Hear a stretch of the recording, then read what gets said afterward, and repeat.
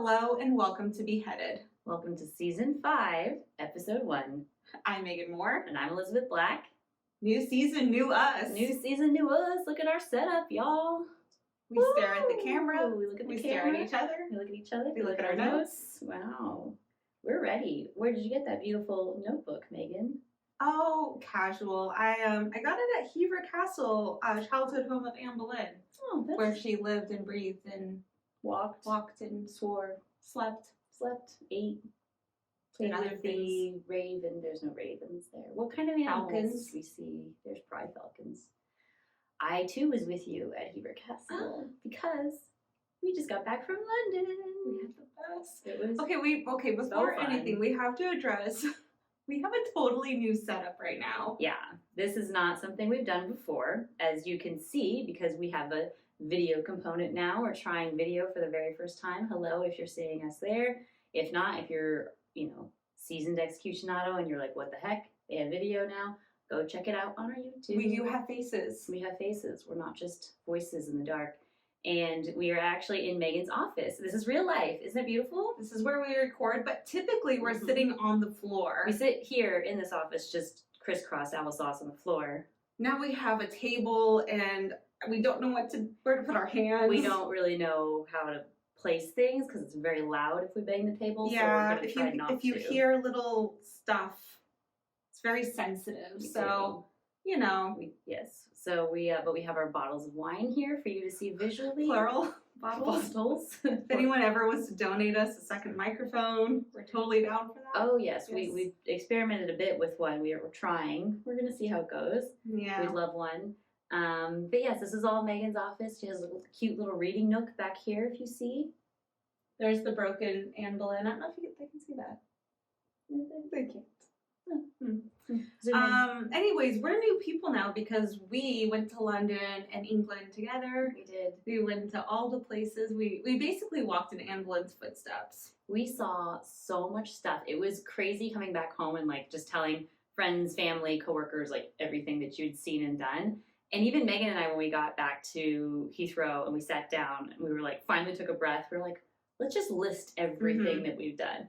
And it was okay, day one, woke up in our tiny ass Airbnb that was, we'll talk about that at some point, but walked to the Tower of London, spent half the day at the Tower of London, went to the Hang Drawn and Quartered pub, then we came back, had to change our shoes because we had shoe issues and blisters. It was raining so hard. So much rain. We had to buy Megan a new umbrella because her umbrella How many umbrellas did we go through on this trip? 4 between us. And then we Ubered all the way to that Captain Kidd bar. What was it called? Which we talked about. I think it's the William Pemberton something. Interesting. So we went all the way over there and then met this couple from North Carolina. Of course, we meet Americans when we're there. Great. Shout out those people. And then we went to the William Kidd bar, which was next door. Which we talked about in season 2. Saying, that there's a bar. Season 1. You're right. Episode 3, season 1. Exactly. We were there's a bar in England, which is right where William Kidd was executed, and there's the noose hanging out front. And we saw it. We saw the noose. We did it. Really cool. We didn't see a gibbet. We were hoping to see there was no gibbet, but there wasn't a fake noose. I know. Which I am also it was very well strung up.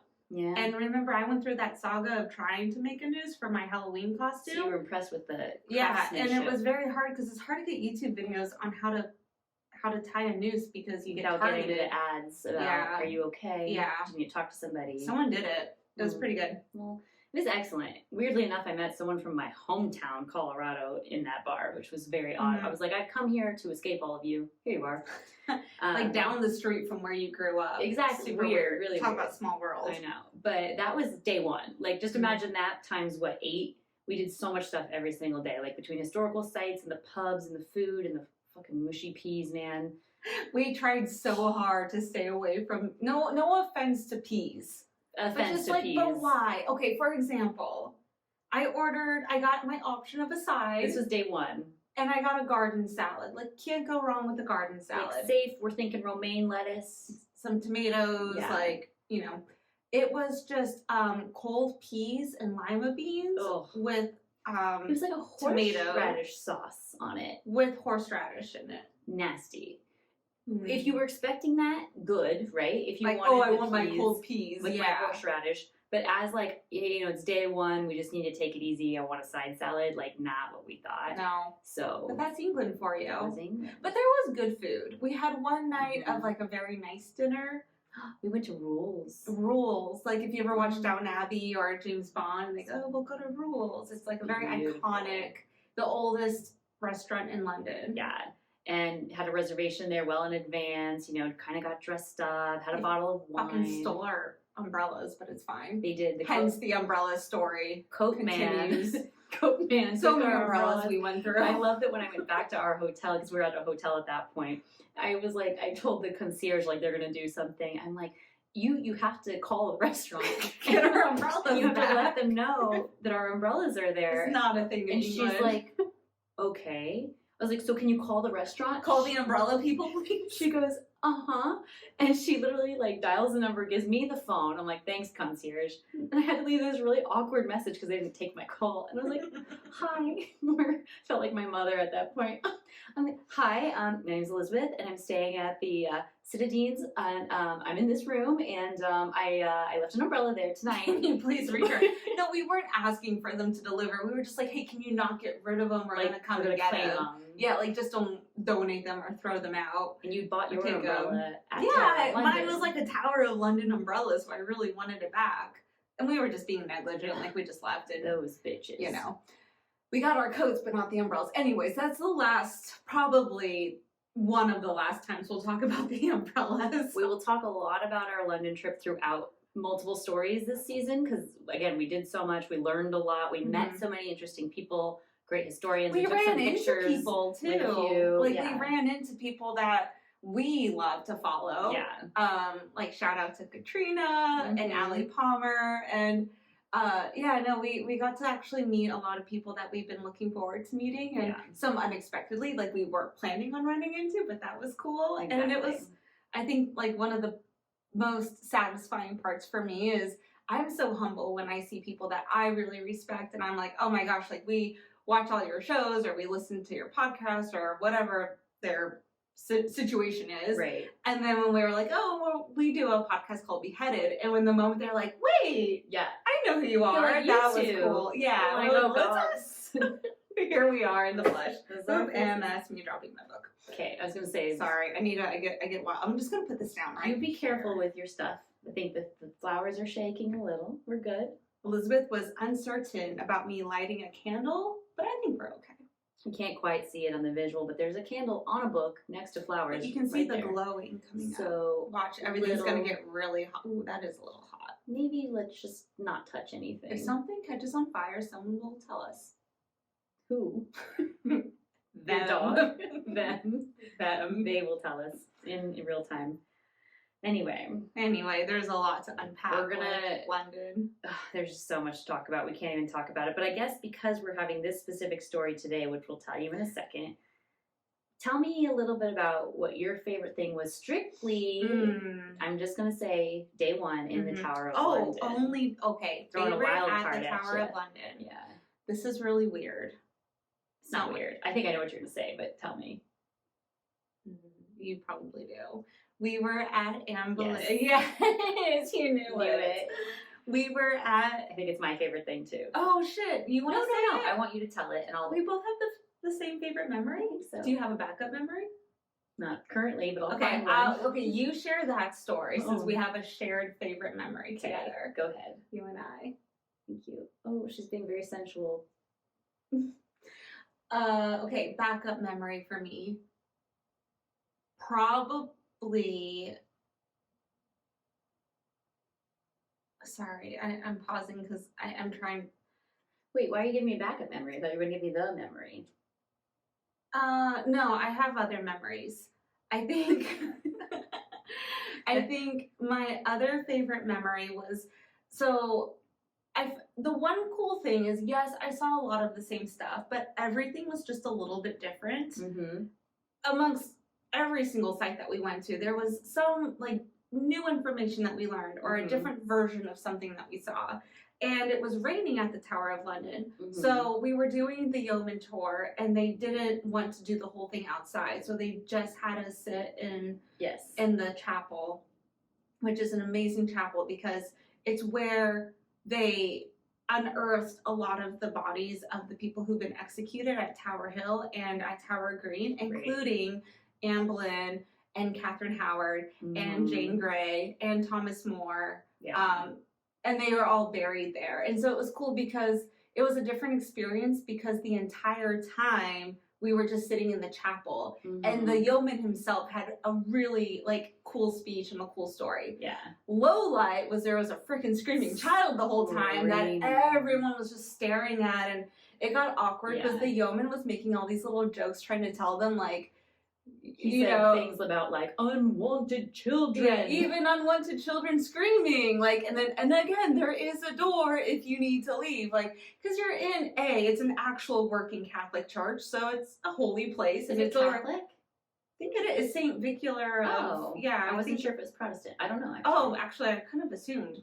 I don't know. We should look into that. If anyone knows, let us know. But yeah, no, it's like a working church. So you're already in a holy place. It's very echoey. And then plus on top of that, you're hearing this amazing lifetime story of a yeoman giving this firsthand account.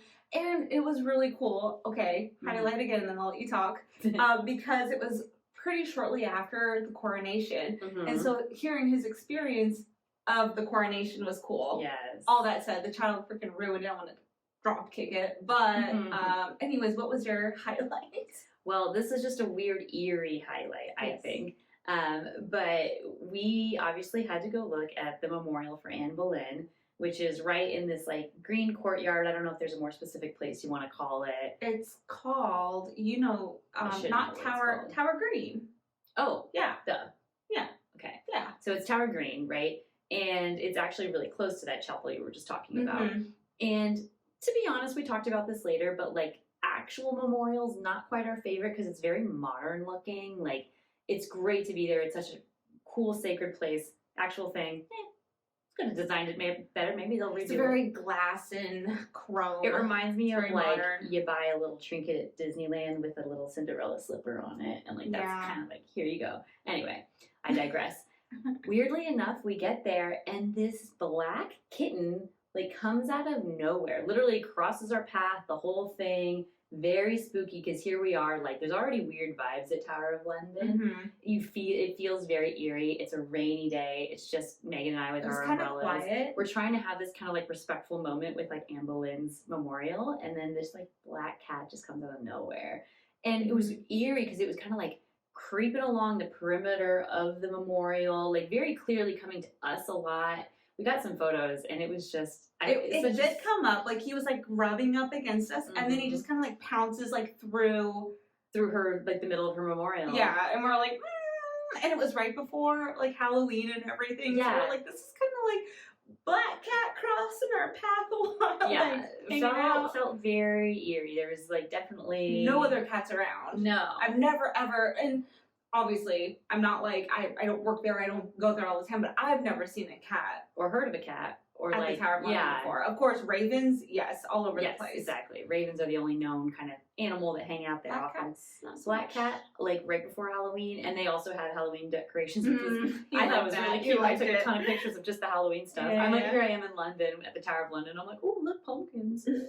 But it was great. So... I think that was my favorite. So many memories. And then least favorite highlights, and also in the kid vein, there was a field trip there. Oh, there was multiple. And I, of course, go to the restroom when every child decided they needed to go to the restroom. And I am just in there, in my little stall, and there's just these little girls, pounding on the stall, trying to get into I'm there's an adult in here, trying to just have a moment, and it's just... But they were British, so they were cute. No, they're not that cute. I'm sorry. I thought that before I went. There's that little notification. I don't know. Should we look at it? We're going to pause and take a look at that notification that just popped up. Ooh. All right. Anyway, so again, we'll tell you many more things as our season goes on, because we have so much to say, but we're not going to spend this whole episode just talking about London. We could. And we want to. Do a survey. Whoever wants to spend 3 hours listening to us day by day recount our experience. I know. I still have to post. Well, anyway, but today we are talking about something very special, very, I think, I feel like if you know a lot about Tudor history, you've heard this story in some way, but it's usually focused on a certain part of the story, and you don't hear much about this side of it, I think. And the story we're referring to is the story of the Princes in the Tower, which we've talked about before. You're mimicking my movements. Try not to touch the table. So the Princes in the Tower is, again, I personally feel like a lesser known Tudor story, because I feel like maybe people have heard of it, seen it in passing, maybe seen it, if you're at Tower of London, kind of an exhibit type of thing. But we've referenced it on this show. But the specifics of the story we're going to tell you before we get into our person of the day. So we're talking late 1400s England at this point, right? We have King Edward IV on the throne. And at this point, he has essentially two heirs. We have Edward V of England, who's about 12-ish. And we have Richard of Shrewsbury, the Duke of York, who's about 9 years old. And again, both of them are in line to inherit the throne of England. Their mother, we've also referenced her on this show before, is Elizabeth Woodville. So everything's kind of shaping up. These boys are going to, eventually take over. And the king kind of suddenly dies in 1483. All of a sudden, the two boys are lodged at the Tower of London by their uncle, Uncle Richard, who is the Duke of Gloucester, if I say that correctly. Gloucester. Yeah. And essentially they're like, oh, we're going to house them here as we prep for Edward's coronation, because Edward's the next king. He's Edward V, right? All of a sudden, they're essentially declared illegitimate. Richard becomes king. The Uncle Richard becomes Richard III, and then they are gone. The boys are both gone. They've disappeared without a trace. Like, poof. And there's records though of people seeing them at first. Yeah.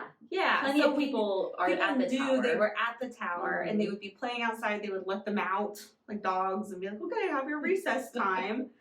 And then they just saw less and less and less of them until by July no one saw them again. Exactly. And so it was always this big mystery. And I think people at the time just assumed, well, like, obviously they were murdered, because where else would they go? Like, what happened to them? Two boys who are, again, one day playing at the tower and one day gone don't just, like, they don't just go away, especially if they're royal, especially if they're noble. And finally, like around 1674, there's some tower workmen that are kind of excavating in the tower, and they happen to find the bones of two small skeletons, like underneath a staircase. So they find this wooden box. There's two small skeletons in it, and it's basically a very well, like, widely received belief right now that those were the boys. Those were the princes in the tower that disappeared. That's Edward and Richard.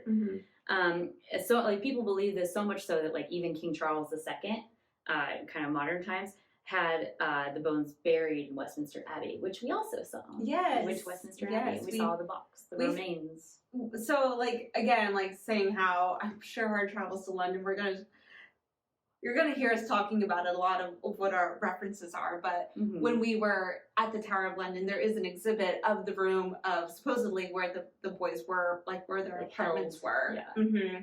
And they have like some cool like projection, like... It's kind of a spooky story. It reminded me of like Harry Potter when they tell the story of the Deathly Hallows. It kind of has that type of animation. Very cool. Yeah. And then when you go to Westminster Abbey, they have not the coffins, but the tombs. Yeah. With the remains in there. And they basically have called it the two princes. But Queen Elizabeth II refused to have the bones actually DNA tested to prove if they were or if they were not. Because I think her take is like, let's just stick with the story. Kind of like, let's just like put them to peace and let's not just like tear it apart more. Because I think, imagine the disappointment if you're like, okay, these aren't them, then who are they? Who are they? But also, it kind of closes the tomb a little bit, shall we say? Like, let's close the story on this. Let's like set the chapter down and just accept the fact that those are supposedly the princes. But, I know, and it's hard to say if they'll ever be DNA tested because obviously it's kind of at like the will of whoever's the monarch. I mean, maybe Charles III is, you know, saying, hey, we do want this mystery solved. Maybe it is time to do it. We don't need to stick to these old beliefs. But maybe he also believes, you know, let's just not open it up. Let the peace remain peace, if it is peace. Who knows? But long story short, that's the little gist of The Princess in the Tower. It was cool seeing the exhibit there and going into more detail when we were actually at the Tower of London. But there is this, I think the biggest conspiracy theory that you want to say is out there is that King Richard III got on the throne by murdering the two boys, whether he did it himself or like had a, you know, or it was Margaret Beaufort or someone the Duke of Buckingham. There's different people that they think. Everyone has like their own theory and their own version of it. I think it was definitely someone, if it wasn't Richard III himself, I think it was someone who was definitely in his inner circle. For sure. But the other cool thing that we did see also, not just the actual tombs at Westminster Abbey, but we did the like behind the scenes tour, and there's this courtyard, and they actually point out the room where Elizabeth Woodville, which would have been the prince's mother, and Edward IV's wife. So after Edward died, and there's all this chaos of who's next on the throne. They say, hey, you should probably go to Sanctuary in Westminster Abbey, and you know what? Bring the little one, bring Richard with you. And Richard was with her at first, with her other kids. And so we saw the room. Well, we weren't in it, but they pointed it out. Yeah, this is where she would have been. And then Uncle Richard was like, you know what, actually he's safer with me. Let me get the little one and bring him back with Edward, and we'll put them both in the tower. I'm going to protect them both. Because, you know, the tower is the safest place in England type of thing. And it is safest and most dangerous. And it is where you were held for a coronation, too. Like, Anne Boleyn also stayed in the tower before her coronation, so it kind of made sense. But we had a really good tour guide who kind of visualized it for all of us. He's like, imagine, like, right here would have been where, like, he's waving bye to his mom through the window, like, okay, I'll see you soon. And she never sees him again. Right. And then never knows what happens to him either. Yeah, not only doesn't see him, but then has this big mystery of where he and his brother both went. So still to this day, you know, again, people have speculation, but there's no real conclusion here. So that brings us to our story of the day. And this is a person named Perkin Warbeck. All right. So we're going to do the story in a little bit of a different way. But what you need to know about Perkin is a person who comes forward at a certain age. He's around 16, 17, and says, hey, guys, pals, yo, I've been in hiding a bit. I'm actually Richard, the younger brother. The 9-year-old. The 9-year-old. My brother died, Edward. He was murdered because no one wanted him on the throne. I had to essentially go to another country, hide amongst Yorkist sympathizers, and now I'm back. Hey, what's up? So the year is 1490. And I think this is going to get a little confusing because he is Which means Perkin. We need some vino. Some vino? Yeah. Because his name is Perkin. Don't mind the gulping. Excuse us. But he's calling himself Richard. So Right. the year is 1490. He's now saying, I am Richard. I am the lost prince. I love the background sound effects. Thank you. Thank you, my dear. You're welcome. And yeah, as Elizabeth said, he was saying, he actually did say, you know what? Yeah, Edward, my older brother, he was murdered. They spared me because of my innocence and my age, and I was so cute. So he said exactly that. Yeah, so he's like, I can finally come out and say who I am. So he has this idea. There are a lot of Yorkists who don't think at the time Henry VII is on the throne. So Battle of Bosworth happens. Henry VII quite physically takes over, takes out Richard III, takes the crown, and so now Henry VII is our first Tudor monarch, starting the Tudor dynasty. Right? I'm realizing how much I'm speaking with my hands when I get excited. Good, they can see it now. Man. Sometimes she hits me. I'm going to take you out soon. Rude.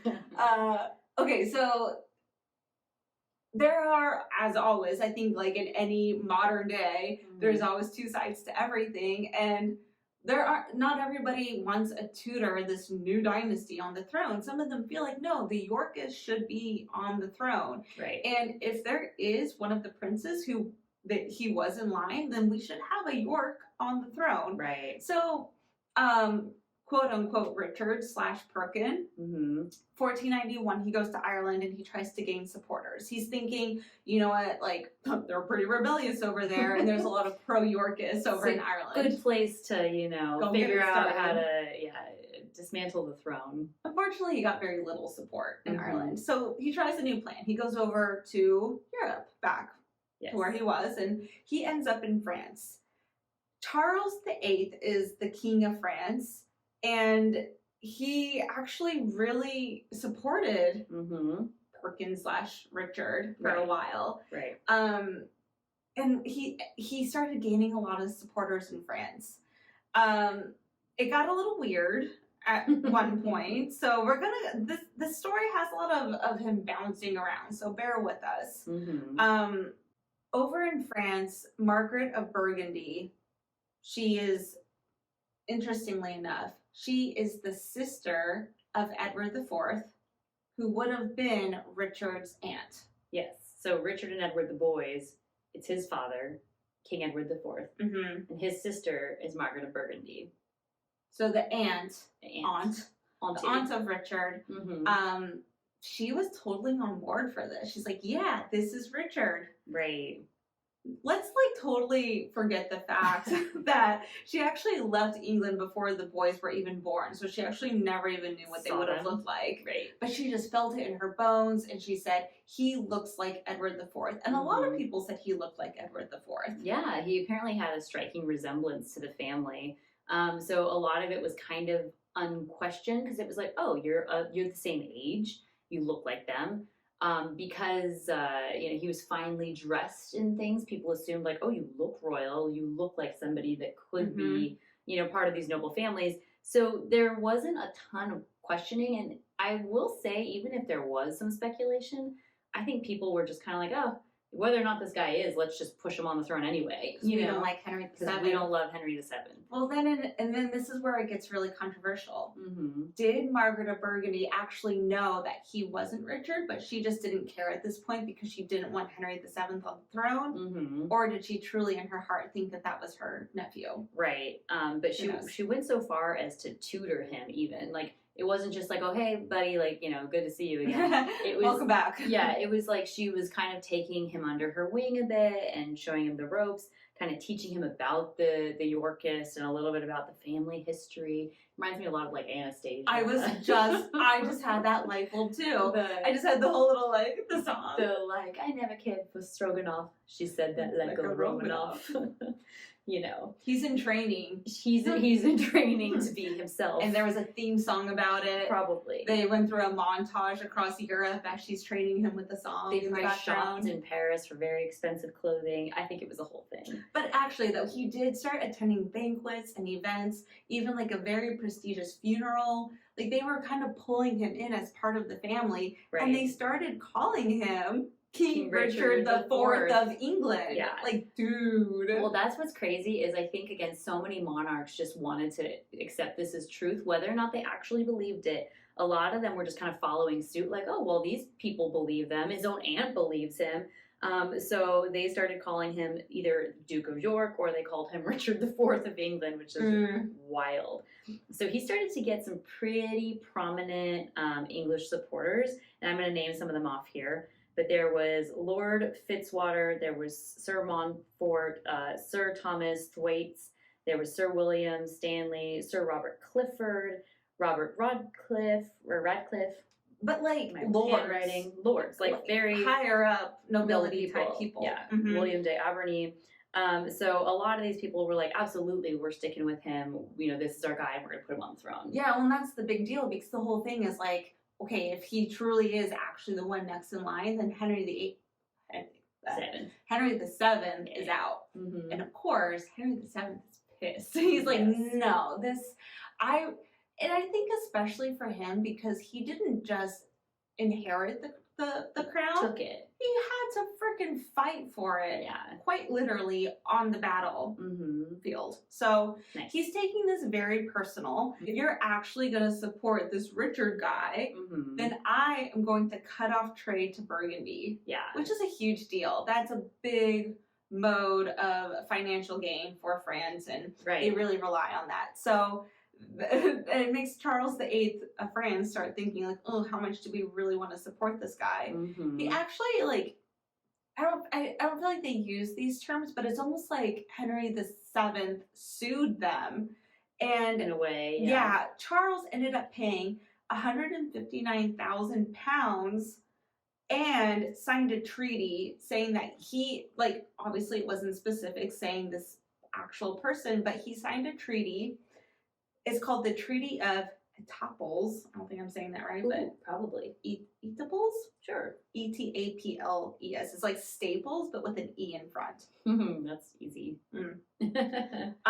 Anyways, he signed a treaty saying, I will not harbor any rebels of England that are against King Henry VII. Like, it was so specific, but not specific at the same time. Right. But in return, you're probably thinking, like, why would you just pay money and give up all of this? But in turn, he was then claimed as the ruler of Burgundy. So, or sorry, not Burgundy, ruler of Duchy of Brittany. I'm sorry. Good. He got another title. Like, it was an area of land that up until this point, England had basically took, like, they owned it, but then they made a negotiation. Charles VIII now gets to own and be the ruler of this area. Also, they've agreed to continue doing trade with Burgundy, and he has to pay £159,000. So, you know, all that said and done, he booted out this Richard guy. He was like, sorry, buddy, I took a pretty good deal and now you have to leave. Yeah. And I think Richard, because of his level of fame now, is starting to be a threat, whether he is Richard or not Richard, right? Because it's one of those things where, okay, at first you're like, oh, haha, he's Richard, sure, whatever you say, bud. But once he starts gaining enough support, especially from these lords, these knights, like these very prominent people in society, people start taking it seriously. So people have to start kind of saying whether or not they're with him or against him. And that's what it's coming down to at this point. So it goes so far as like his main supporters start getting imprisoned, fined, and some of them executed. Yeah. Because it's now becoming that threat level. Yeah. So just to kind of give you from the names I said earlier, like who had what fate, Lord Fitzwater was sent to Calais to be like imprisoned, but he actually tried to escape while he was there. Cool. I know. So he was beheaded when he was there. Sir Montfort, Robert Radcliffe, and William de Berry, they were executed on Tower Hill. Sir Robert Clifford, though, he gave up some names and was actually rewarded and pardoned. Cool. And then Sir William Stanley was also beheaded. So all of a sudden you're seeing these people that threw all their weight, at this, they threw their name behind this guy and said, hey, he's our guy, he's Richard, he's coming to claim the throne. All of a sudden you're seeing them vanish off the face of the earth, much like the princes. Ooh. For anyone who has watched The White Queen, or read Philippa Gregory's book version. It's based off of Philippa Gregory's book. I love this scene, is so dramatic, and I don't want to give spoilers, but if you're listening to this, you're already gonna know the ending. It was like King Henry VII had them all rounded up in their court, and he just starts like literally pulling names out of a hat of like who was all like at what point who was encouraging the whole Richard situation, and then they were just getting like taken out one by one by guards, and everyone's just sitting there like scared, and it's kind of like I felt like a Mean Girl situation, like raise your hand if you too have been personally victimized by Regina George. The teachers. So now the year is 1495. So at this point, I believe Richard is like 21-ish. Richard. Yeah, again, air quotes Richard. So at this point, he actually goes to Kent. What news from Kent? And he goes to rally support there. Because at this point, he's kind of ready to take England a little more seriously. He's been kind of hiding in Ireland, Scotland, right? But now he's ready to like figure out how we can really get more English support now that his other co-conspirators are dead. But he's confronted by locals there who are very loyal to King Henry VII, and this leads to the Battle of Deal. So there was only about 150 soldiers that he brought with him to this land in the first place, and before he could even like disembark and like be in Kent, like they were all killed. Like his army was kind of wiped out because they were a very feeble army. So then what does he do? Because he doesn't know what to do in these situations, he goes back to Ireland because this is the only place where he has any. The Irish seem to be easygoing. Apparently, like, the Irish when in doubt, are always, go to Ireland. They're always mad. Like they're always looking for. They're always ready to get their pitchforks for something. Exactly. So he flees to Ireland. Turns out that didn't even work so well for him. So he actually had to go to Scotland. But so. Yeah. Again, bouncing around. He really tried everything. He's very resourceful. He tries to figure out how to get support where he could find it. But when he gets there, he is to Scotland. Thank you. When he gets there, he's actually very well received by King James IV of Scotland. If you know who King James IV is, he is actually grandfather to Mary, Queen of Scots. Mm-hmm. See season 1 finale. So King James is like, here's a man that can maybe do my bidding. Again, whether or not he believes Richard is who he says he is, he takes him under his wing and says, okay, let's calm down here. Let's stay in Scotland and let's figure out how we can get you on the English throne. Mm-hmm. So it's kind of funny because at this point when he was kind of bouncing around to Ireland and Scotland, Henry VII like told people in his court, he's like, oh, of course you'd go to the Irish. He's like, I suppose they will like crown an ape next. Like he's basically saying like, yeah, these Irish and the Scottish, like they'll just literally put anyone on the throne as long as it's not like me or my Tudor dynasty. So yeah, he was again thinking it was okay. Here he comes, and here they are ready to support him. I just love this image though of Richard, using air quotes for those not watching the video version of this. Richard just like living it up over in Scotland because they're actually very, like you said, very supportive. He's like a guest at Christmas. He's clothing him. He's giving him top tier service because they actually think that they want to believe, right, for whatever political gain or not, but they are so convinced or trying to convince everybody else that he's actually the heir and should be the King of England. Exactly. And they even give him a wife at this point. He gets a wife? Yeah, he's married to Catherine, I'm going to say her last name wrong, Gordon? Yeah, Lady Catherine Gordon. Lady Catherine Gordon. Her father is George Gordon, who's the second Earl of Huntly. So she's kind of a junior Scots noblewoman, so there's some conflicting beliefs about that. But that in itself, though, is...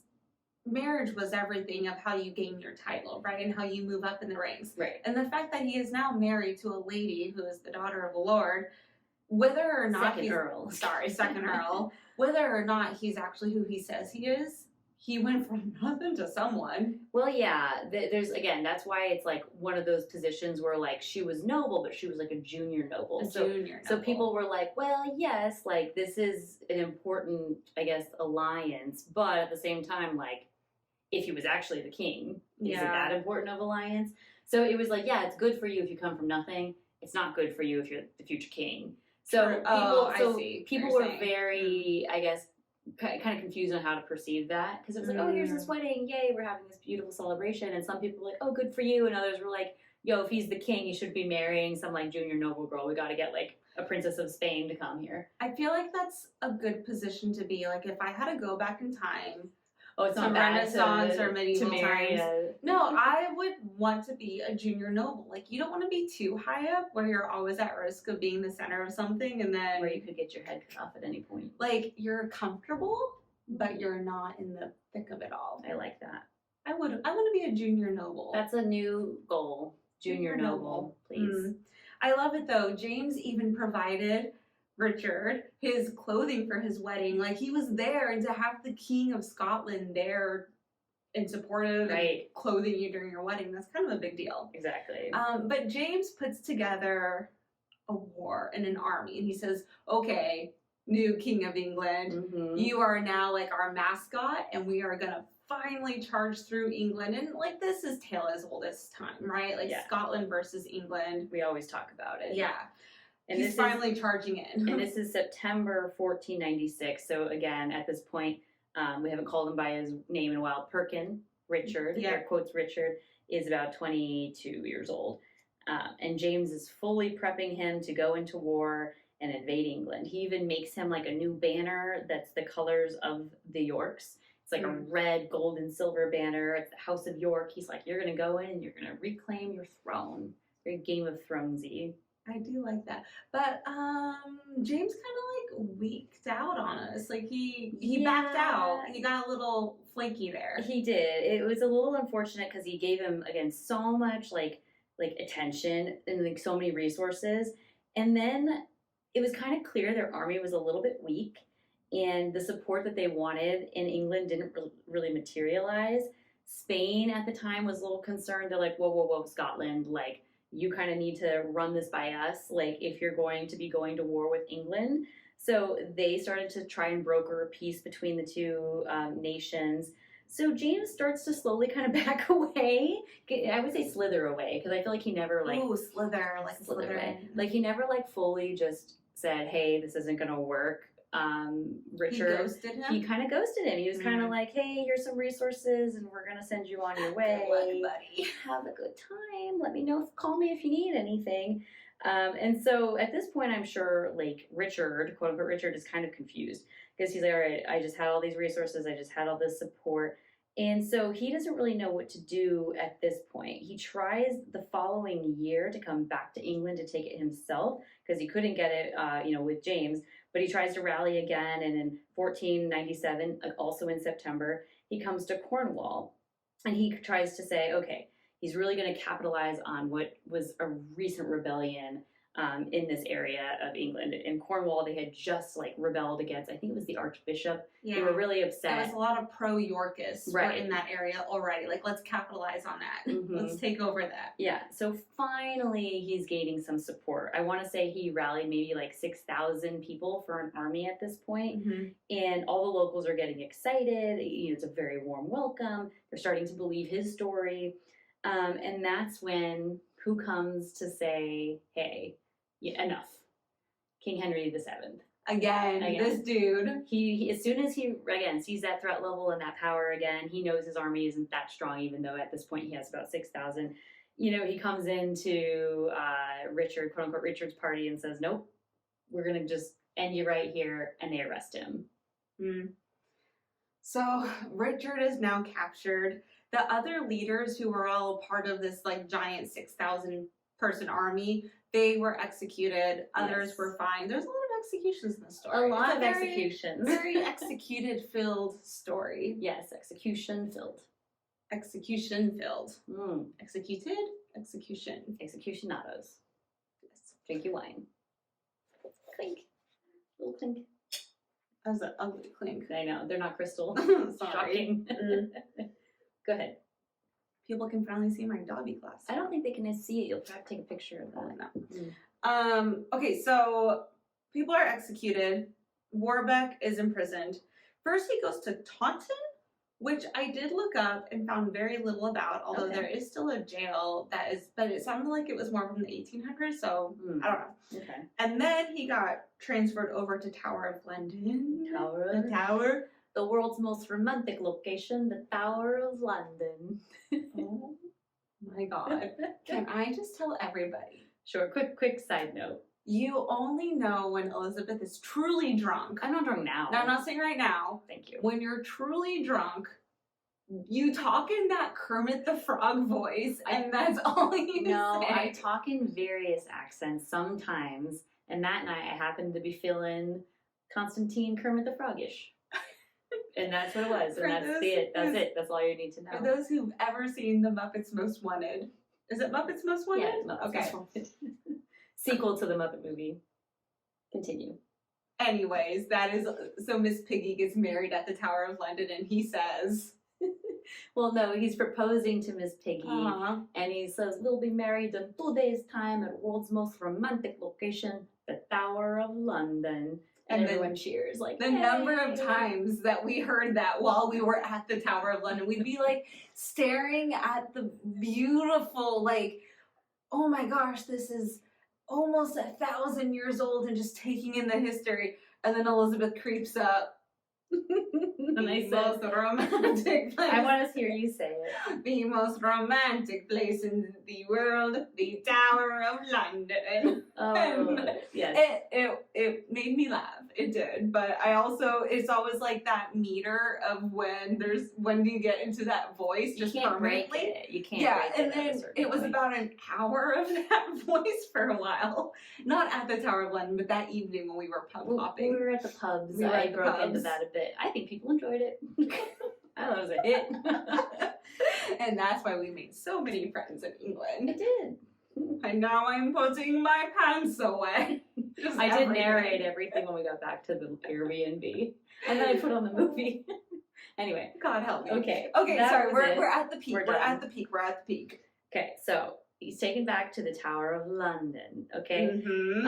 And at this point, again, he's surrendered. He's like kind of confessed also. Like basically. And they parade him through the streets, right? Yeah. And he's confessed, hey, I know I said I was Richard not the third.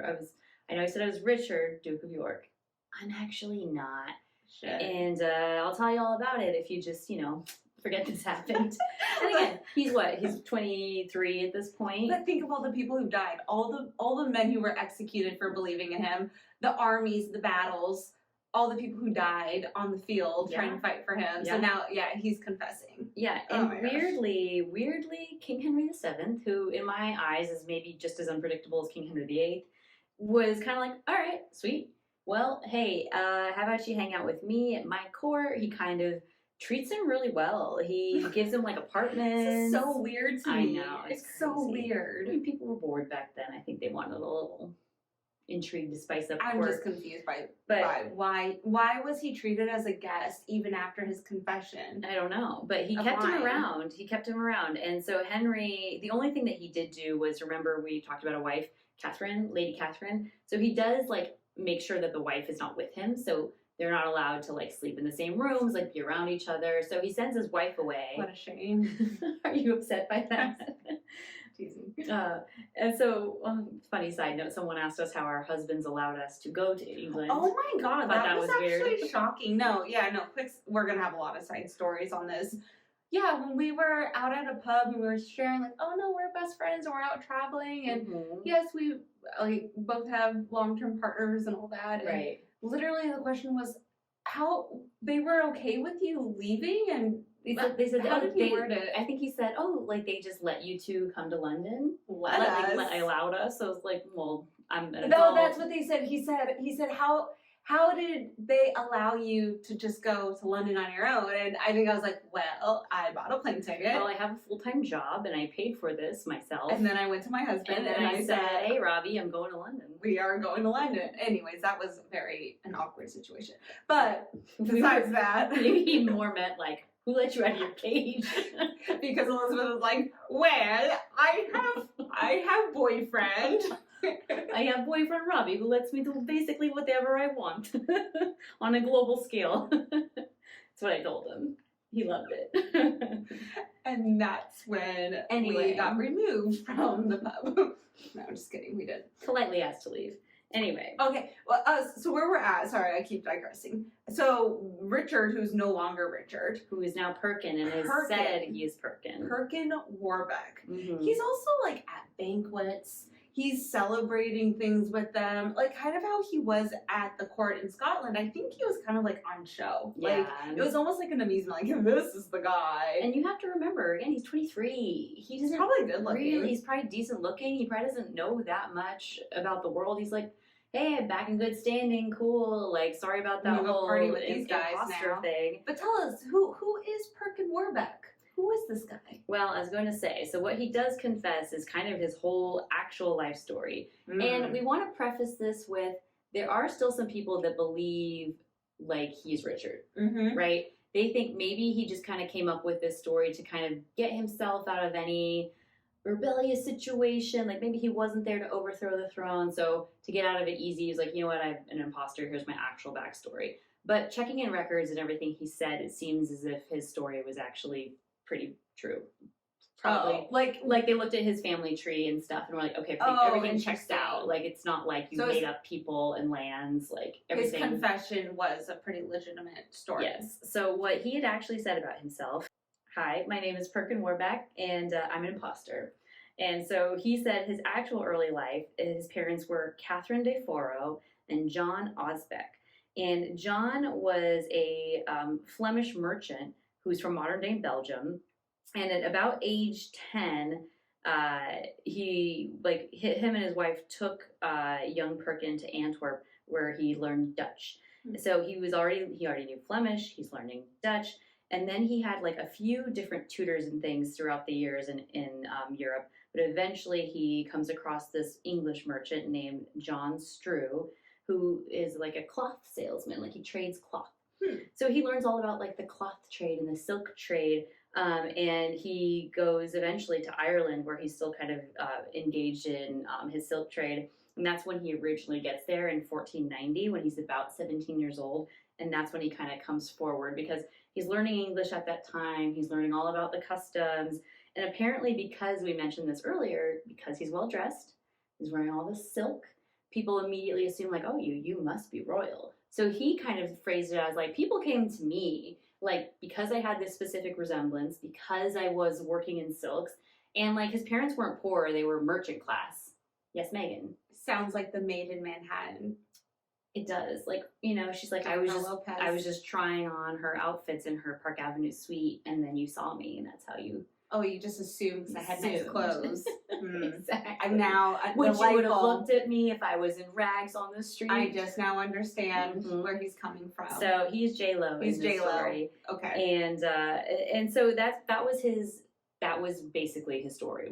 I was just a certain way where everyone kind of said, these Yorkists came to me and said, we would love it if you would kind of accept your position in the House of York. Like you might be the lost prince, you know, very, again, Anastasia-like, kind of like you could be the person we've been looking for. We're going to make him into that person. Yeah. Well, if there's just a little bit of hope, they're going to take it a long way. Exactly. So they convinced him to pose as Richard, Duke of York from that point. So again, around age 17, all comes together. 16, he's of that same age. He looks very similar. Everyone starts to say, hey, you're him. And I think he starts to believe it himself. Whether or not it's true, we're not 100% sure. But that's the narrative that he gave once he was all cozy at court, because he's like, oh, guess my funny background. I'll tell you my story. Actually. Yeah. So again, he was at the court for 8 months, which is pretty significant time. And he's getting antsy. He misses his wife. And while he is living in decent living conditions, he's still technically a prisoner. Yeah, he's like on house arrest. Like he doesn't, to a certain extent, he doesn't want to be there. So he tries to escape. They capture him. They bring him back, and they bring him back to the Tower of London. So he's now in prison with someone that I'm going to water drop his name, but this person in himself is his own episode. We could do a whole other episode. So I'm not going to go into super detail. I really could go down like a whole rabbit hole on this guy. I'm just going to drop it, name drop Edward Plantagenet, the Duke of Warwick. I will just say that he's the younger brother of Margaret Pole, and he's been in the Tower of London for a very long time. So I'm going to say. Okay. They tried to escape together. We don't quite know how much of it was like Richard forcing him to leave with him. Like, was it other people outside of the tower who was trying to like rebel again and try and get them both out? But some people assumed it was like a whole plot that didn't even involve them so much. It was more like, hey, you guys are the ones that we got to get out. So maybe they were just kind of following orders from other people outside. And they were kind of in there for similar reasons. Warwick was a risk to taking over the throne, but he was very young. He's been in there since he was 10 years old. Yeah. But he was you could pretty much figure out that he is also in line to the throne. And this just makes me think how weak is Henry VII? Whoever is at risk of, and this is like, that's true. This is all the Tudor noble, like Henry VIII. Think of Elizabeth and Mary did this. I mean, Elizabeth I killed Mary, Queen of Scots, because of this exact same reason. She's like, Jane Grey. Yeah, you are a potential threat to my reign. It doesn't matter if you're young, if you're powerless, if you're whatever. People like you, you know, even if you're just like, hey, I'm going to live in the countryside and not have anything to do with court. you're probably going to get back to Tower London and killed. So they try to escape again. Mm-hmm. So this is kind of like a redundant situation. He keeps trying to escape. Right. They catch him. Shocking. That was actually a really interesting part of the Tower of London, of who actually has ever escaped from the tower, like the attempts and then the success. Yeah. But we've had a couple stories of like failed attempts to escape. It's pretty locked down. Now that I've been there, I don't know how you escape. I mean, again, aside from sneaking out in the laundry and everything, there's a moat. It's a very secure place. Yeah. I guess they did add to it over time, so it's not like what we saw is what exactly was there in the 16th century. Or I guess at this point it's 15th. But anyway, it's I love that we were there. You can kind of visualize it all a little bit better, right? It's kind of cool. Love it. So at this point now, because they have escaped or tried to escape again, right? They are now sentenced to death. And we're gonna just stop with the they, because Warwick is his own situation. Yeah. But Perkin is sentenced to death. And just like to be clear, his sentence isn't because of the whole imposter situation, right? He's being sentenced to death because he tried to escape prison. Right. They're like, you just needed to sit here and be good. Yeah. It's like they didn't even really mention like, oh, you were trying to, take down the king and there's treason. High treason. It's more like, hey, we try to give you a good life and a second chance and you escaped twice. You just keep running away. Just what do you call it? Jailbait? He's like a scrappy little dog who keeps running away and you gotta put him down. Put him down. Damn, Megan. Don't go near my dog. I would never. But maybe. Anyway, so finally we come to November 23rd, 1499.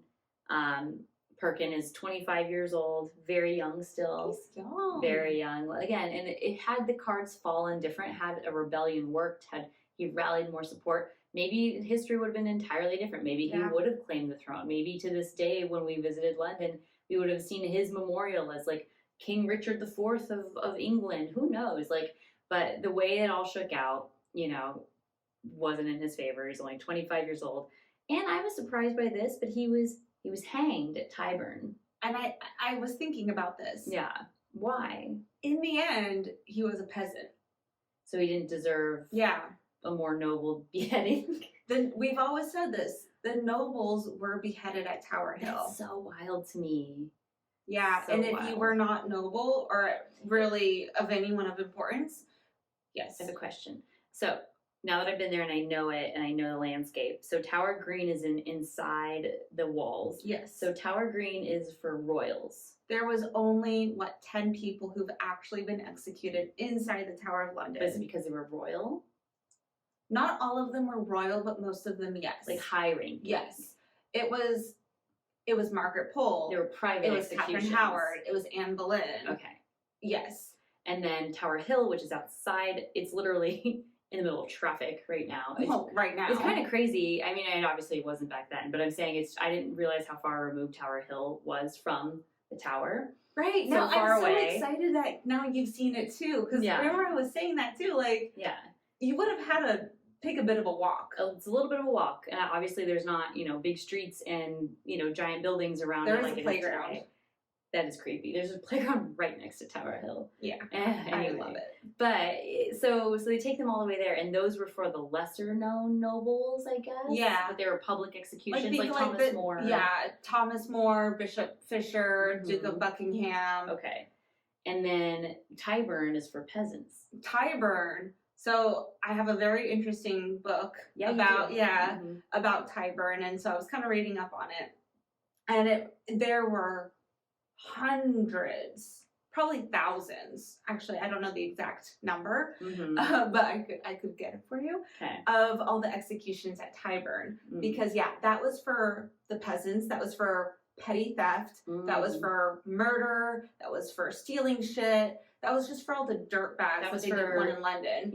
Pretending like you were a king. And it was primarily hangings, but they also did drawn and quarterings there. They really didn't do a lot of beheadings. It was mostly just the quick done, one and out of here. Okay. They actually had a giant pit underneath the scaffolds that they would just drop the bodies into because it was such a common thing. Ew. And just. Did you go to Tyburn?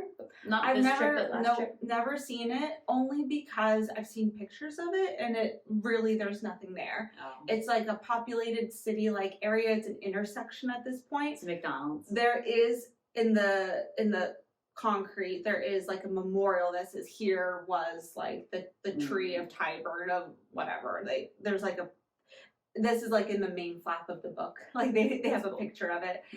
Yeah, and in the book too, they show like modern day versus drawings of what it looked like before. Okay. But it is just not a lot to look at right now. Makes sense. So, but yeah, that's where the lesser known people went. Like I would have been at Tower Hill. And you would have probably been taken to Tyburn. No, I don't think so. I would have obviously been at Tower Green. Excuse me. Oh, okay. Actually, probably you were nobility. Actually, your ancestry. Yes, I was going to say when we were. So we'll talk about this on another episode because we don't want to harp on it too much. But we went to Hever Castle, which is again like birthplace, like a childhood home of Anne Boleyn. And it was so crazy being there because they had this big, I guess it was like a scroll. It was an old paper, and it's a big family tree, like family lineage that goes down maybe like 7 generations.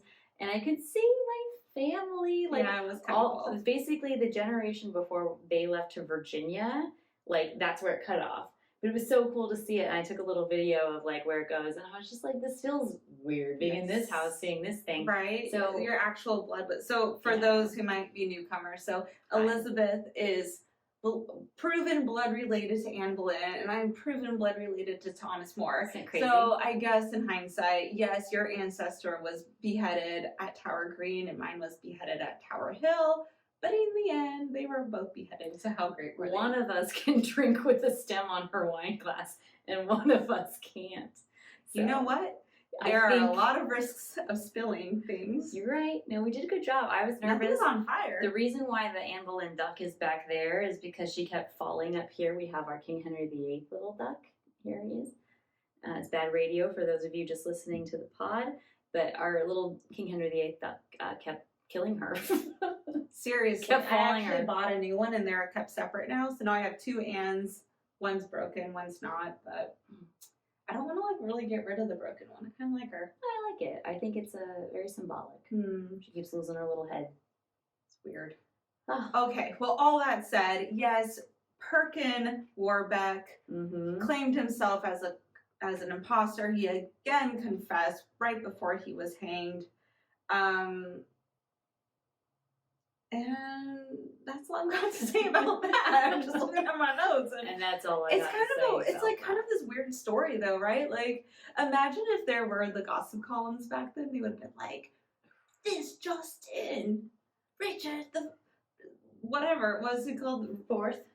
I guess he would have. Yeah, King Richard the Fourth is alive. Yeah. Like, imagine. I know, but he wasn't never coronated. He wouldn't have been king at that point. But still, right. And what I think about in this whole story, too, is, like, it's not like that much time has passed since the disappearance of the young boys to him reemerging as I'm the king. Because think about that. I mean, what, 10 years? No, not even. Because he disappeared when he was 9. And he started up when he was 19. No, like 16, 17. Oh. Yeah. So this is not a lot of time. I mean, again, think about that in the context of your life. It's like, only 6 years go by, like, figure it out. 7 years go by. So people are already kind of still upset that the prince has left or have disappeared. Left. So I know, quote unquote, left. And so they're kind of, I think, grasping at straws, looking for some sort of closure. So when you see that this man who looks very much like that family and is of the right age come forward and say, "Hey, I'm him," you're like, "Yeah, you are." I think you're just like, you're kind of clinging to that a bit. You want some hope. Yeah. So that's one thing I think of when I think of the story. It's not like 50 years had passed and they're like, "Oh, look at this descendant." Here's the thing we didn't really talk about yet. Oh, there's more. But wait. Elizabeth of York. Yes. She is the wife of King Henry VII and the brother of Richard and Edward, the princes. She's not a brother. Sorry. The sister of Richard and Edward. Yes. They were her younger brothers. Wouldn't she have against him. That is kind of weird because we didn't read much about it, but when we were watching like our different YouTube videos for for content, we were surprised that they talked about the sister because we were like, she's the one that should know. How come she doesn't really have a huge say in this, or at least that like, we know? Not that much. To your point, not that much time has passed. Yeah, but also like, so again, going back to Philippa Gregory, like that was the whole point. Is like her trying to quiz him and be like, don't you remember this at Christmas, and kind of setting him up and being like, nope, that actually never happened. And again, like the whole Anastasia thing, like really trying to like test it and be like, there's got to be something that only my brother would know. And like whether that happened or it didn't, so that's where it kind of takes the fictional route. Like, was it that in her heart that she knew it was her brother, but she had to like bend at knee to her husband, the king, who was like, nope, we're executing him because I can't have this rival? Or was she like, this guy is an imposter, like this isn't him? It's hard to say too. And I think even like, I mean, if you've ever like heard the podcast Serial, or like, heard different things about just like how your memory works when you're young, it's like if they're like, hey, what did you do on this specific day at this time? Like you may or may not remember that day. If something significant happened, you probably remembered it more than others. And I think it's the same thing with childhood. Like you remember certain things so vividly from childhood. Like I had a lot of cousins growing up, and I could like bring my cousins in and be like, remember we played this game and we went to this part of the yard and we had these things, and 3 of them would be like, oh my gosh, yeah, that was so fun. And like literally different. And others could be like, that never happened. Yeah. It's like, it is crazy the things that we remember for whatever reason, it's more important than the other. And so, yeah, but she never really stepped in to say much about this, or if she did, she wasn't super vocal. So you tell us. Do you think that he actually was the lost prince of the tower, or is he just a peasant imposter? I think he was a peasant imposter, but... Yeah. That's bold, and he did a pretty good job. I think he did a great job, and again, he was very young, so it's not like you can blame the guy. Like, hey, what do I have to lose? Yeah, you got a shot at some fame and potentially a throne. Like, go for it, sure. But, yeah, I don't think that he was for real, especially because the detailed background he did tell about his true self lines up with pretty much everything else. It's not like he was just like, yeah, I'm this guy from this land, and it doesn't make sense. Everything kind of checked out. So yeah, I do think he was an imposter myself. It would be a nice idea if he was actually Richard, but I think they were murdered. So let's go find his skeleton and do DNA on that. We do the DNA? You and I. We go back to England. Okay. Smart. Elizabeth, any final words? Not today.